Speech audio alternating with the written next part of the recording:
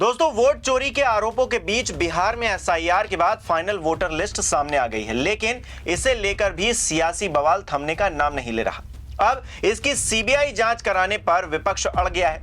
अगर सीबीआई जांच होती है तो क्या ज्ञानेश कुमार गुप्ता जेल जाएंगे या फिर चुनाव आयोग पहले ही कोई तिगड़म भिड़ाएगा, बड़ा कदम उठाएगा जिसके चलते चुनाव बुरी तरीके से प्रभावित होगा।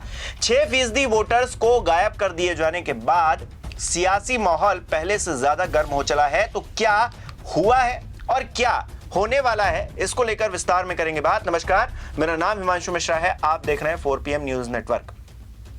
दोस्तों, बिहार चुनाव को लेकर फाइनल वोटर लिस्ट सामने आ गई है, लेकिन हंगामा भी शुरू हो गया है। 6% वोटर्स की संख्या घटने पर विपक्ष के संदेह की सुई ज्ञानेश कुमार गुप्ता की तरफ घूम गई है। स्पेशल इंटेंसिव रिवीजन के बाद बिहार में वोटर्स की संख्या 7,42,00,000 हो गई है। फाइनल लिस्ट से 69,29,000 नाम काटे गए हैं, जबकि 21,53,000 नए नामों को जोड़ा भी गया है। एसआईआर से पहले जून 2025 में बिहार में कुल 7,89,00,000 वोटर्स थे। पहली ड्राफ्ट लिस्ट जारी होने के बाद यह आंकड़ा 7,24,00,000 हो गया।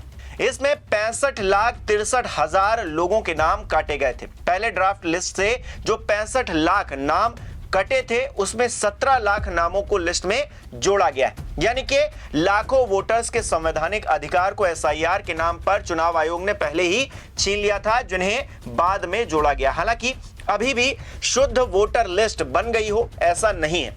इसीलिए सीबीआई जांच की मांग उठाई जा रही है। कांग्रेस के राष्ट्रीय प्रवक्ता अभय दुबे ने वोटर लिस्ट के विशेष गहन परीक्षण की जांच कराने का वादा किया है। उन्होंने क्या कहा है? कहा है कि चुनाव आयोग की एसआईआर प्रक्रिया शुरू से ही संदिग्ध रही है। भविष्य में जब भी सरकार बदलेगी तब इसकी सीबीआई जांच होगी और वोट चोरी का यह षड्यंत्र बेनकाब होगा। दरअसल कांग्रेस ने आरोप लगाया है कि चुनाव आयोग और बिहार के मुख्य निर्वाचन अधिकारी ने अंतिम लिस्ट के प्रकाशन में यह नहीं बताया कि मतदाता सूची से कितने घुसपैठियों के नाम हटाए गए, जबकि देश के प्रधानमंत्री हों, गृह मंत्री हों, चुनाव आयोग ने भी बार बार घुसपैठियों के लिए लिस्ट के पुनरीक्षण की बात कही है। फाइनल वोटर लिस्ट के प्रकाशन में चुनाव आयोग ने सिर्फ ये बताया कि नाम काटे जाने का कारण मृत्यु, स्थायी पलायन और डुप्लीकेशन है। इससे चुनाव आयोग की उस दलील पर भी सवाल खड़े हो जाते हैं जिसमें उसने इस परीक्षण को, इस पुनरीक्षण को नागरिकता सत्यापन अभियान के रूप में भी पेश किया।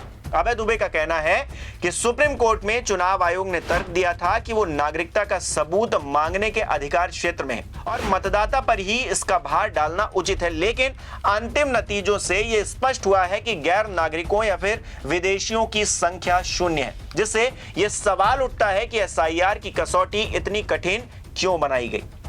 कांग्रेस के सवालों पर सियासी बवंडर खड़ा हो चुका है, क्योंकि सवाल सिर्फ वोटर लिस्ट का नहीं है, लोकतांत्रिक अधिकार का है, हमारे और आपके अधिकार का है, जो संवैधानिक तौर पर हमें मिला हुआ है, वोट डालने का अधिकार। और अगर कोई हकमारी कर रहा है तो इसके लिए कानूनी प्रावधान भी है।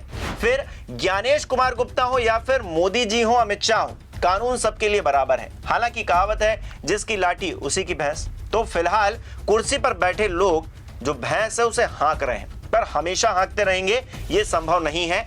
और जिस तरह से बदलाव की दस्तक दिख रही है होती हुई, सबका हिसाब जनता करने वाली है। एक वक्त में आपको याद होगा, Indira is India, India is Indira कहा जाता था, यानी कि इंदिरा गांधी को बिल्कुल भारत के, हिंदुस्तान के बराबर आंका जाता था। लेकिन क्या हाल हुआ हम सबने देखा। अब मोदी जी उस स्थिति में आ गए, उनको हिंदुस्तान समझा जा रहा है, उनको ही भारत समझा जा रहा है, उन्हीं से देशभक्ति की गंगा बहती है और सब देशद्रोही हैं जो भी सवाल खड़ा कर दे उनके खिलाफ। तो ऐसे में वक्त का पहिया हमेशा घूमता रहता है, इस बात को याद रखना चाहिए। बदलाव ही प्रकृति का नियम है और बदलाव होता रहता है। बिहार चुनाव को लेकर देखें तो जिस तरह से राहुल गांधी ने एटम बम फोड़ा, उसके बाद एक और एटम बम 2.0 फोड़ा, उसके बाद हाइड्रोजन बम फोड़ने की तैयारी में है, उसने चुनावी माहौल को कहीं ना कहीं सेट कर दिया है। पहला सर्वे इसकी गवाही भी दे रहा है, जिसके अनुसार इस बार बिहार में महागठबंधन की सरकार बन सकती है, जबकि एनडीए की स्थिति वोट चोरी जैसे मुद्दों से कमजोर होती हुई बताई जा रही है। देखना दिलचस्प रहेगा कि क्या विपक्ष सत्ता विरोधी इस हवा को बरकरार रख पाएगा, क्योंकि भाजपा लगातार कोशिशें कर रही है कि वोट चोरी के मुद्दे से ध्यान भटकाया जाए। पहली, प्रधानमंत्री नरेंद्र मोदी की मां को गाली देने का मुद्दा किस तरह से तूल पकड़ा हम सबने देखा, लेकिन यह मिसाइल टाइम टाइम फिस हो गई। फिर मोदी जी खुद इसमें फंसते हुए दिखाई दिए तो घुसपैठियों का मुद्दा ले आए, पर डबल इंजन की सरकार फिर अपने ही जाल में फंसती हुई दिखाई देने लगी। आने वाले दिनों में सियासी माहौल बनेगा तो कौन सा नया मुद्दा तूल पकड़ लेगा अभी से कहा नहीं जा सकता, लेकिन वोट चोरी का मुद्दा अब तक अकाट्य दिख रहा है, जो मोदी शाह की नींद हराम कर रहा है। बिहार में क्राइम और पलायन के अलावा भ्रष्टाचार और बेरोजगारी का मुद्दा भी सरकार के गले की हड्डी बना हुआ है। तेजस्वी यादव लगातार इन मुद्दों पर मुखर हो रहे हैं, जिसके चलते नीतीश कुमार की मुश्किलें और ज्यादा बढ़ गई हैं। बिहार जो है भ्रष्टाचार और बेरोजगारी के टाइम बॉम्ब पे बैठा है। नीतीश जी भ्रष्टाचार के धृष्ट राष्ट्र हो गए।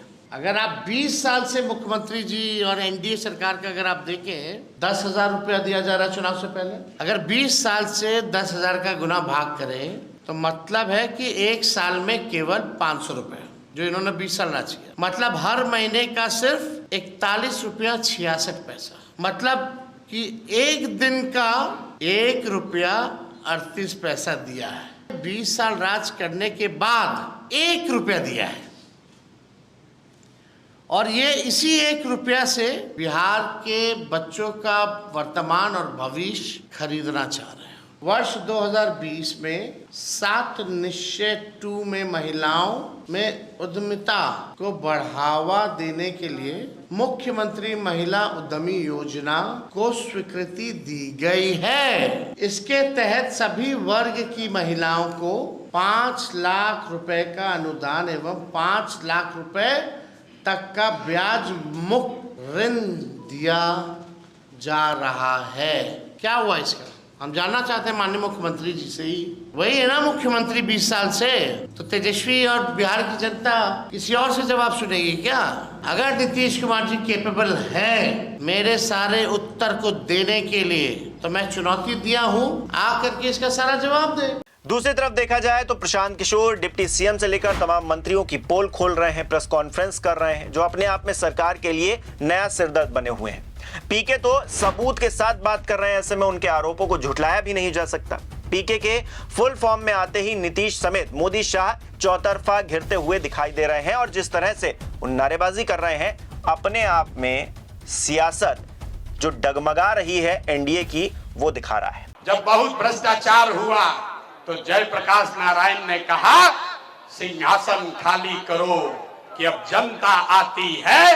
बिहार में लालू, नीतीश, मोदी, प्रशांत किशोर का नहीं, जनता का राज कायम होना चाहिए। तो सिंहासन खाली करो कि जनता आती है। जनता का फैसला क्या होगा ये तो आने वाले वक्त में ही पता चलेगा दोस्तों, लेकिन फिलहाल जो दिख रहा है वो साफ है, एनडीए बैकफुट पर है। राहुल गांधी हो, तेजस्वी यादव हो या फिर पीके ही क्यों ना हो, माहौल को अपने पक्ष में लगातार करते जा रहे हैं। इसे लेकर आपकी क्या राय है हमें कमेंट करके जरूर बताइए। आपको क्या लग रहा है बिहार में क्या होने जा रहा है? एसआईआर की जो प्रक्रिया हुई है आपके लिए उसके क्या मायने हैं? कहा तो ये जा रहा है कि अब पूरे देश में ये प्रक्रिया होगी।